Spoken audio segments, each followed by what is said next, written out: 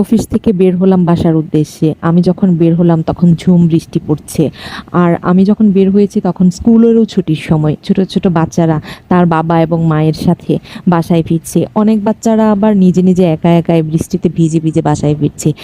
বেশিরভাগ বাচ্চারা দেখা যাচ্ছে যে ভিজে যাচ্ছে। আর এই শরীরে ভিজা পোশাক থাকলে দেখা যাবে যে বাসায় যাওয়ার পর তার মা কত চিন্তা করবে যে আমার বাচ্চাটা ভিজে, ভিজে বাসায় এসেছে। যত্ন করে তাদের পোশাক ছাড়িয়ে দিবে, সুন্দর করে গা মুছিয়ে দিবে।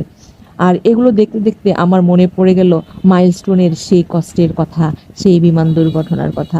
এরকম ছোট ছোট সুন্দর বাচ্চারা সেদিন সেই স্কুলে ছিল, সেই স্কুলে পড়াশোনা করছিল, খেলছিল।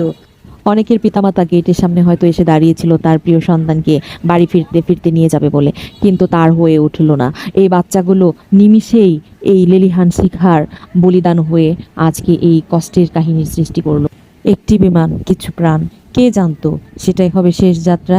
বিমানটা যখন আকাশ ছুঁয়ে যাচ্ছিল, জানালায় তাকিয়ে মা হয়তো ভাবছিল স্কুল ছুটি হয়ে গেছে, আমার কলিজার টুকরোকে আনতে যাব, কিন্তু তার হয়ে উঠল না। হয়তো তখনও চুলাতে রান্না করছিলেন সন্তানের প্রিয় খাবার। যে শিশুটি স্কুল ছুটির পর মায়ের কোলে ঝাঁপিয়ে পড়ে সে টিফিন হাতে ছাই হয়ে গেল তার প্রিয় ক্লাসরুমে। মা শুধু তার সন্তান হারাননি, হারিয়েছেন বুক ভরা নিঃশ্বাস নেবার অধিকার।